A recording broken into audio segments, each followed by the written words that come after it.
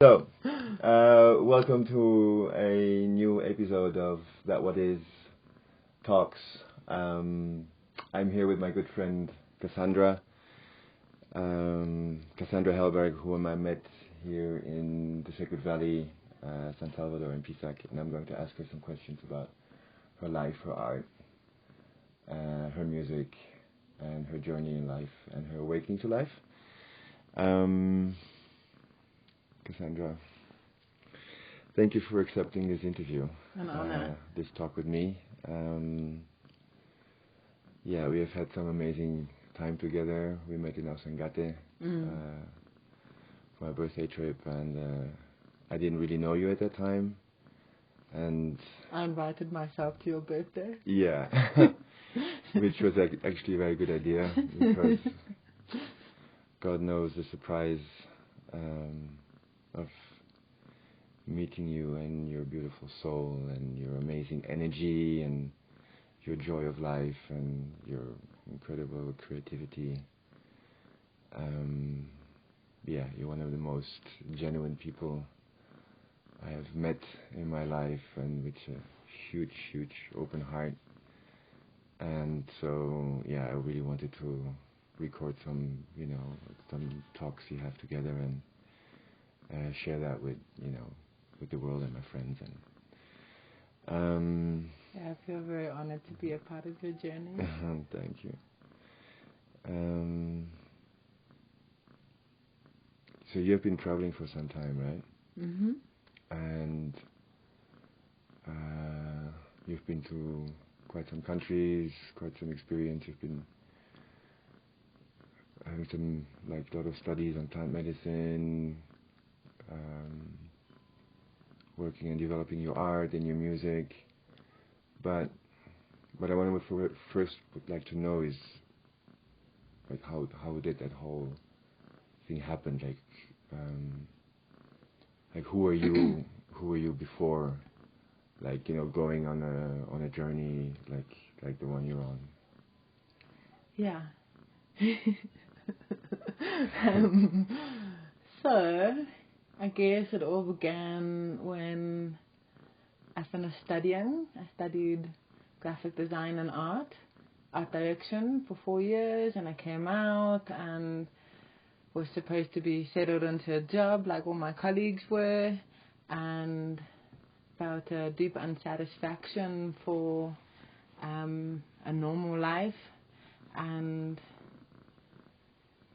kind of going through an existential crisis.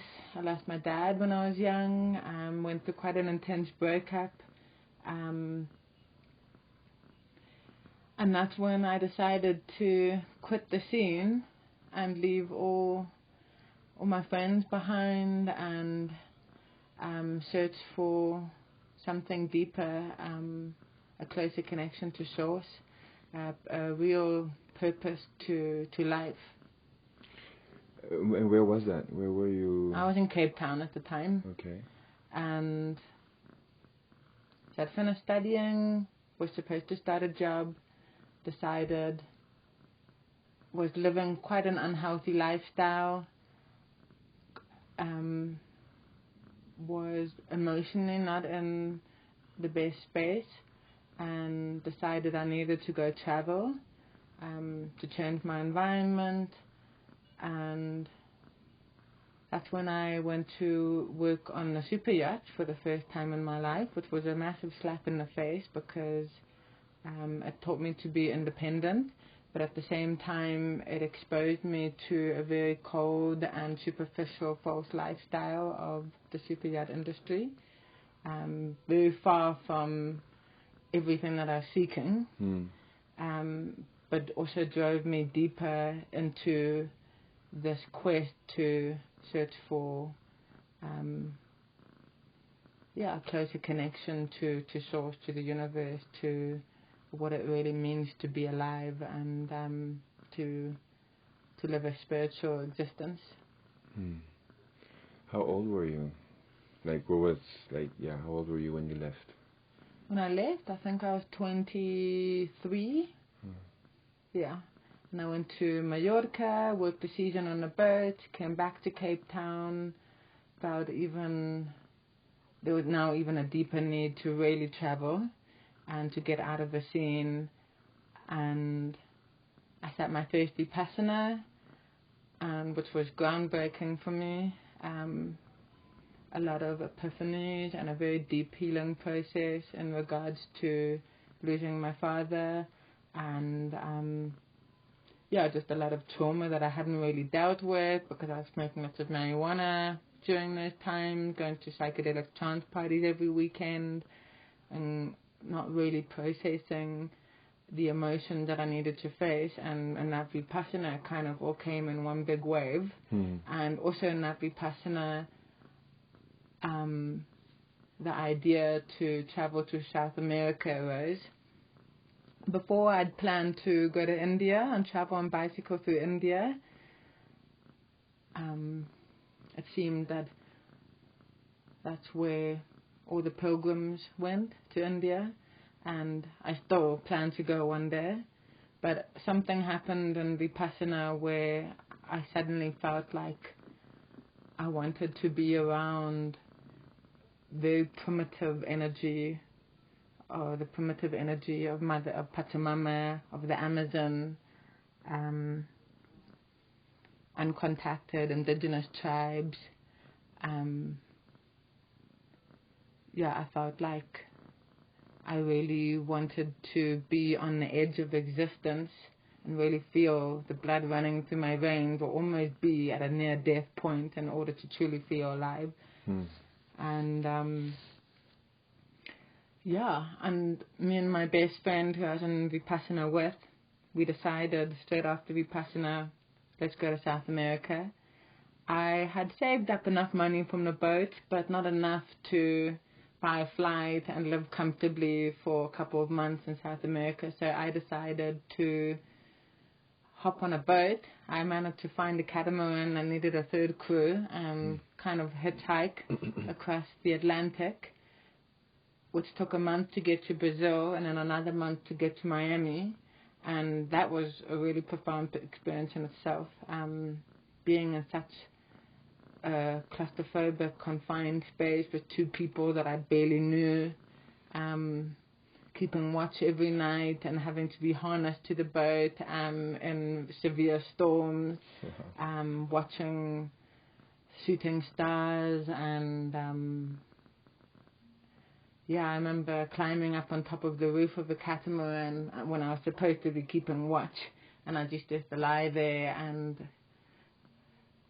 soak up all the stars in the galaxy, being followed by blue whales, the biggest creatures on Earth, showering with seawater, fishing, really living such a modest and simple life, and with the bare necessities. Really was one of the biggest lessons I learned in learning to be humble, because I came from a pretty I've had a good education. I lived very comfortably at home. I've always pretty much gotten everything I've wanted, and now I was kind of searching for something a bit more deeper.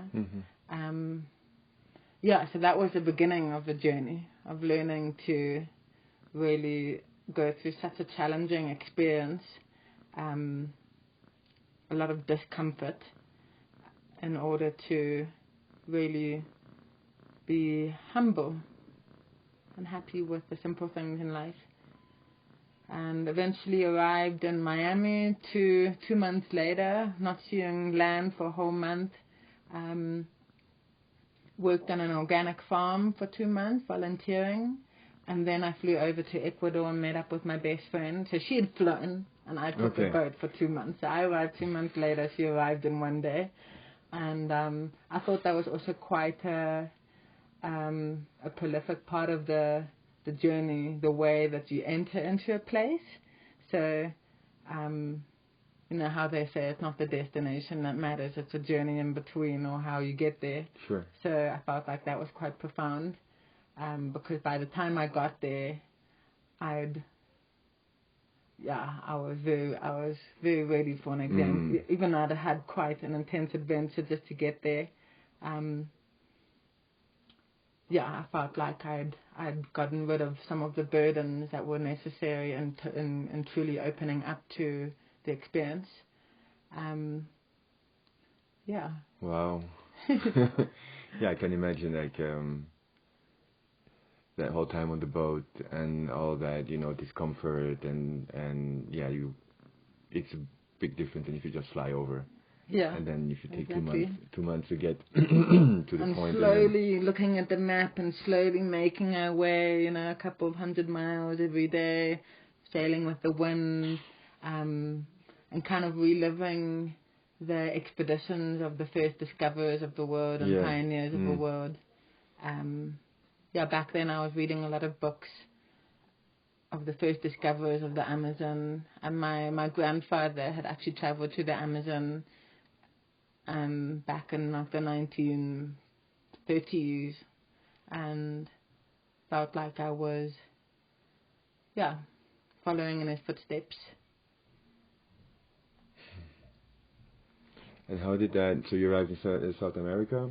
Yeah, so after arriving, so I flew to South America, to Ecuador, met up with my best friend. She was only around for 3 weeks. She'd met a Peruvian guy from Quito.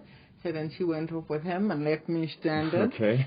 And I had to learn how to speak Spanish. I was kind of now all by myself. Had to learn to speak Spanish. Managed to get some mural jobs, which also changed drastically my approach to traveling, because now I wasn't a tourist, I was a traveler. And I think about 2 months down the line, I met Pablo, who became my boyfriend for 4 years. He is a Chilean, dreadlocked, Rasta, wild spirit.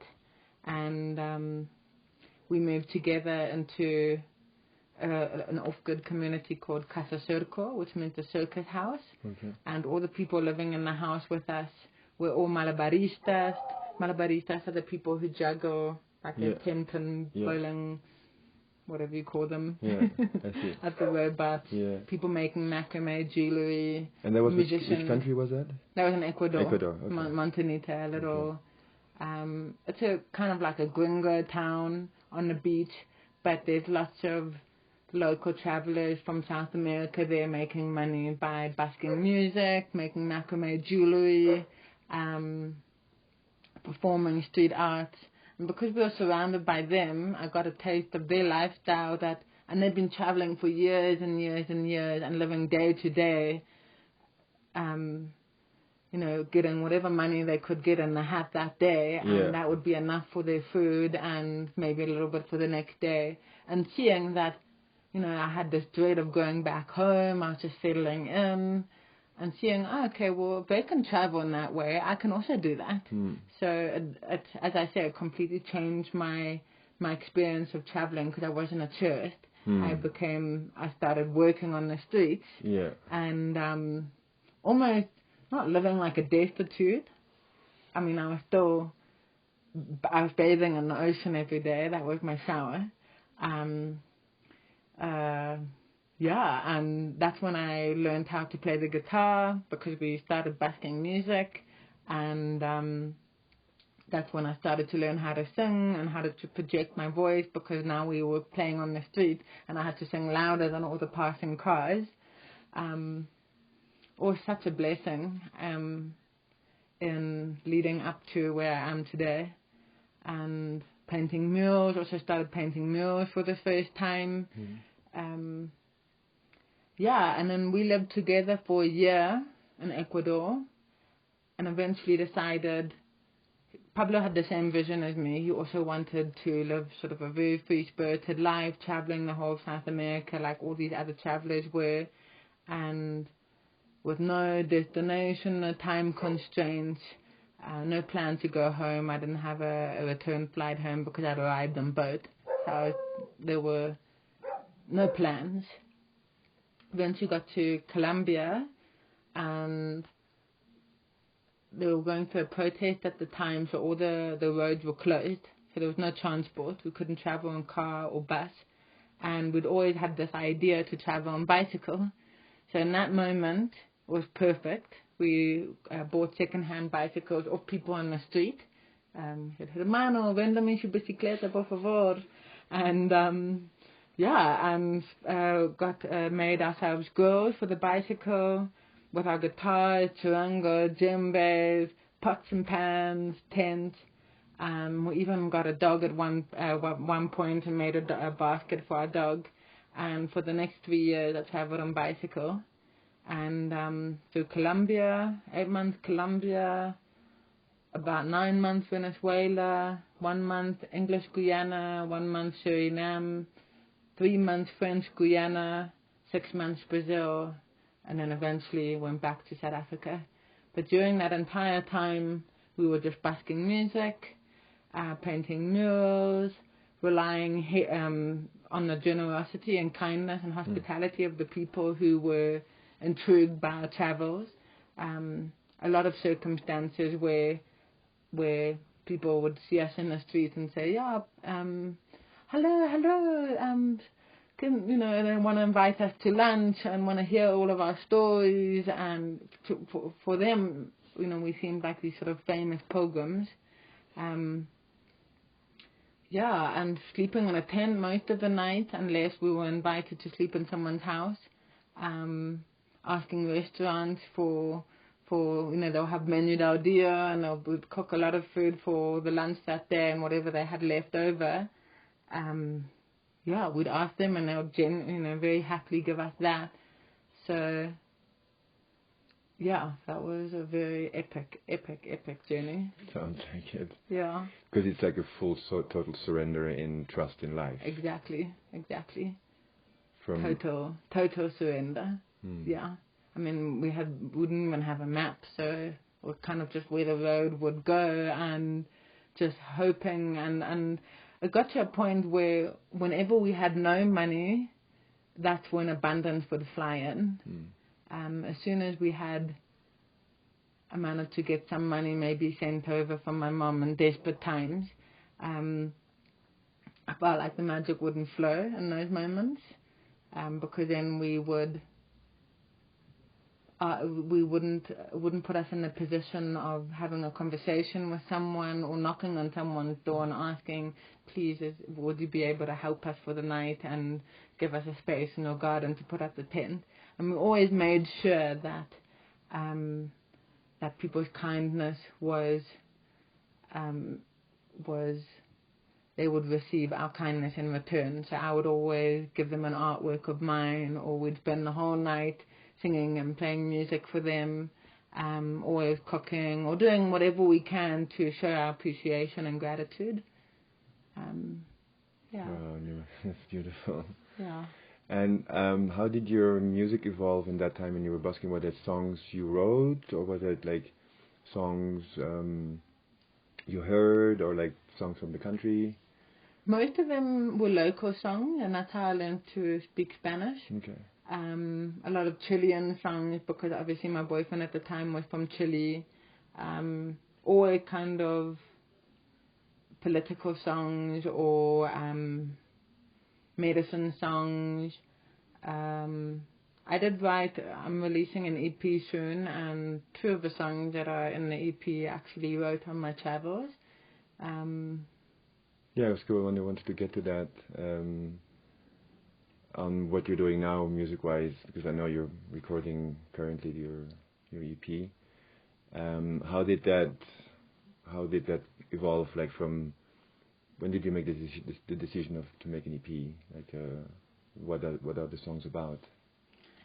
I've always composed my own music over the last couple of years, and there was when I'd just gotten back from South America in 2016 and 2017, I had this plan to go to California, and I was going to work trimming, and I was going to bask on the streets there.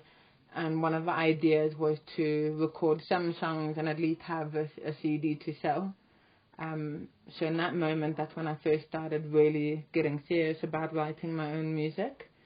But then that all fell apart. I never went to California. I got my flight, my visa got rejected.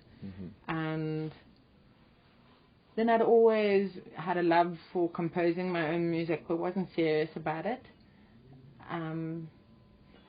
Then when I came to South America this time. I arrived in Brazil in October and spent 2 months with the Honey Queen tribe. It's October a year ago. Yeah. Yeah. Spent 2 months with the Honey Queen tribe in Brazil. And they are the most epic musicians. And started playing a bit more music around them. And then I went into Dieta with the Shipibo maestro and dieted Noya Rao in February in Iquitos this year. And Noya Rao really helped me to gain a lot of confidence in my art and music. I was supposed to go back to working on a boat this year as a chef. I'd been doing this for the last 3 years, just 6 months a year, which has given me the opportunity to be traveling now, and also gave me the opportunity to buy a land with a good friend of mine back in South Africa. And the idea was to do the last season this year, although for me it's kind of soul-destroying knowing that my passion lies in my art and music. But yeah, it's difficult as an artist and musician to make a consistent income. So, but the day I went into my Noya Rao Dieta, literally an hour before I got fired from my job, and I was kind of in a wobbly place, thinking, what the hell am I going to do? I've spent so much of my money going to Honey Queen festivals, doing Dieta. I don't know how I'm going to survive. But Noya Rao really pushed me to believe in my art, and it was just magical how things started unfolding from that Dieta. I've kind of been swamped with work ever since. Graphic design work, commissioned artworks, and during Dieta, people really were complimenting me all the time on my music, on my songs that I'd composed, and yeah, that gave me a confidence of I should take this seriously. Whereas before it was just around the campfire songs. Then the opportunity came to record my music in exchange with a good friend of mine, Andres. He's an amazing music producer, and he's offered to record my music in exchange for me doing photo shoots and a music video for him. And I think the main reason why I've decided to be serious about this is because I also want to earn money on the side to be able to do the facilitation course with the Ayahuasca Foundation. So this is kind of how everything's unfolded. So so doing your first trip with on the bicycle, that was really more like letting go. I couldn't even sing before that. And then just I had a terrible voice. Breaking all your boundaries and conditionings, exactly. and just like breaking into freedom. But then also were you also like already interested in plant medicine, or did that come later? I did try drink ayahuasca for the first time in Ecuador. Not in a traditional Amazon setting. I was actually on the beach. Okay. in a ceremonial setting, but it was quite I definitely was not a ayahuasca ceremony. I had a very profound experience, but it wasn't held in a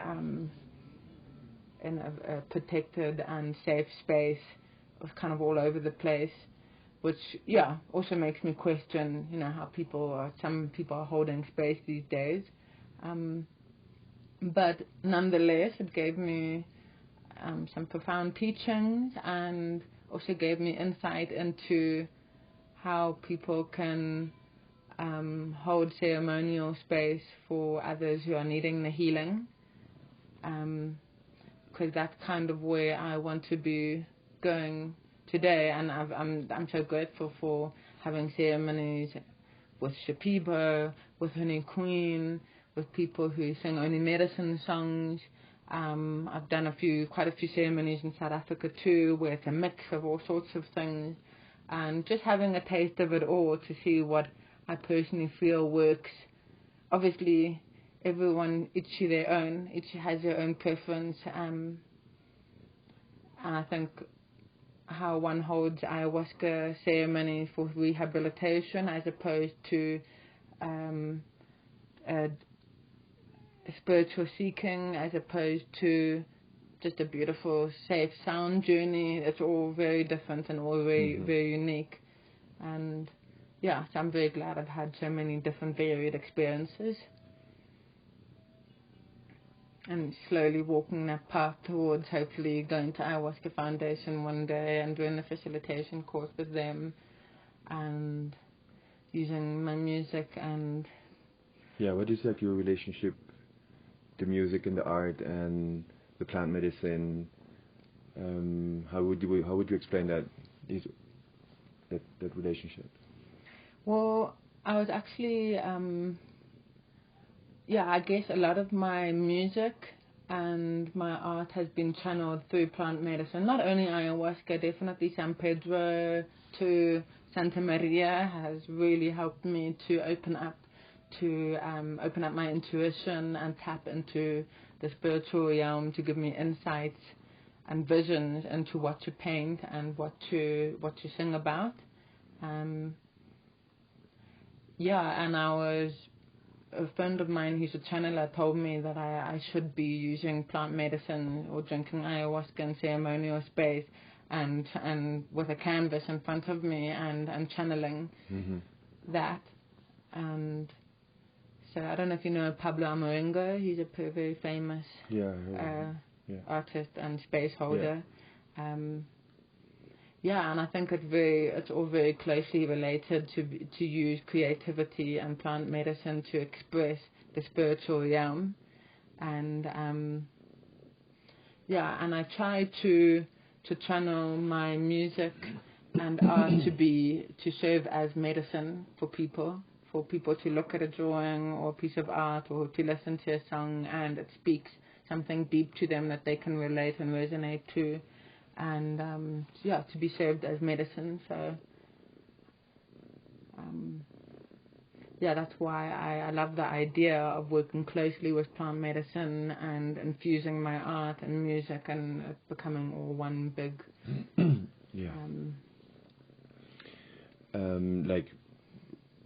like also a little bit like Alonso de Rio, for example, where his mission, his music, his work here in Peru, his ceremonies, even him himself as a person is also like very strong, interconnected and intertwined. Can you tell me, because you've been speaking about Noya Rao, can you tell me a little bit more what it is about and what it is exactly? Okay. Noya Rao is a very mythical, sacred tree. She's always existed, but in legends and myths. And she was rediscovered 10 years ago in physical form. They say that the consciousness of Noya Rao has always existed, but manifested in different forms. But then up to 10 years ago, she was rediscovered by the Mahua family, who are from Pucallpa. And one of the husband of Vilma Mahua is Don Enrique, who has a center in Iquitos. And the Noya Rao tree can't be found in Pucallpa. And the reason how they found it was that they were dieting the pipe of the wood of a Noya Rao, which had been kept in the family over hundreds of years. And specifically, that's why that family is linked with the Noya Rao tree. And while dieting the pipe, they had visions of the Noya Rao tree coming back to life. She's known as a tree of life. She's also... They say that she's the tree of life in the Avatar film too. Okay. And so the Mahua family were dieting the pipe, and so was Enrique, the husband of Vilma Mahua. And in their visions of dieting in ayahuasca ceremony, they could sense that Noya Rao was coming back into physical existence, and that she was somewhere around Iquitos. So they traveled to Iquitos and got closer and closer and closer to her and eventually found the mother Noya Rao tree. Okay. And all the diets that are held in Pucallpa and some all over the world are all the extract comes from this specific mother tree, which is on the camp of Don Enrique in Quintana, is the name of his retreat center. They have a huge Noya Rao tree. I'm not too sure how old she is, but definitely between I'd say 500 to 1,000 years old. But they say it never existed before, kind of like just disappeared. Reappeared out of thin air. And yeah, so she came back into existence 10 years ago, and they started doing diets or offering diets to students over the last 10 years. And she's been very prolific for a lot of people. I've only dieted her once and intending to do deeper diets with her because I've seen how much it's transformed other people's lives, and a lot of the people that I had the blessing of meeting on retreat, people who have been doing apprenticeships for 10 years, they have such a devotion to her tree, and she's known as God. Riesbo in the Shipibo tradition, she is known as the God of all the trees, kind of like the source of all spirit resides in her, and she's pure light. She doesn't have any shitana. Some plants that you can diet with in the Shipibo tradition have a light and dark side, but they say she's pure light. And one of the main benefits of dieting her is that she really shows you your divine path and really gives you that confidence and that faith in pursuing your destined path. And yeah, it's just insane how things have unfolded after dieting her. As I said before, it was really difficult for me to get work with my art, or didn't really feel that confident with my music, and got fired from my job an hour before going in, which was just so perfect. And ever since then, I've just had work flowing and just epiphany after epiphany of what I should be doing with my life, and just things just flowing so perfectly. And it's obvious that something else is guiding it all, and I know it's Noya Rao. Yeah.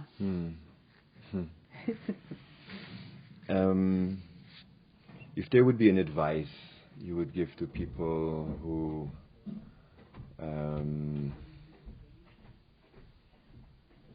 would start a journey, something like yours, or or dream of starting a journey, but don't really know how to start it, and what would be what would be your advice? Leaving your comfort zone and everything that you know in search of the wisdom that you're seeking, and willing to make the sacrifices. So, for example, in my position, I made the sacrifice of giving up all the comforts of a secure life, leaving all my friends behind, and surrendering to just maybe at sometimes having nothing, sleeping in a tent, all your blankets and everything, no food, and just having faith and trust that the universe and source will provide, as long as you always have good intentions and you're living in integrity. I feel like abundance will always come flowing your way if you're willing to make the sacrifices. And I have one last question, which I like to ask is how do you experience life? What is how would you describe life as an experience, or is it an experience?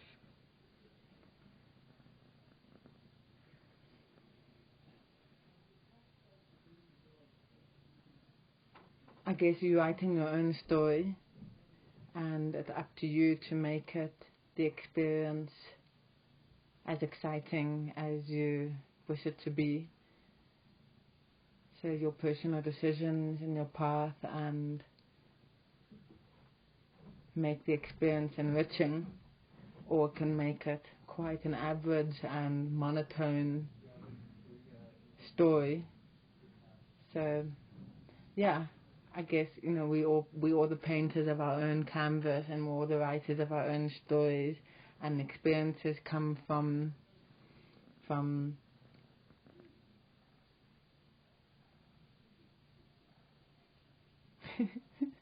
yeah, experiences come from life all itself. from life itself, and all the decisions, of course, as you say, life itself, and something that is beyond our control too. So I guess one foot in, one foot out, being in integrity with what you truly desire and the path of the heart, and taking decisions and letting the experiences unfold from the decisions you make, but also at the same time surrendering to the fact that everything is beyond your control, and life is happening for you. Yeah. Okay. Cass, on this note, I want to thank you. I could listen for hours to what you have to say. I could listen for hours to your music. I am so looking forward to listening to the EP. I trust it's going to be what it needs to be. I thank life that it has brought us on the same path, that we became friends. And yeah, I love you very, very much. And I thank you very much for the time. I'll give you a hug. Yeah. Thank you.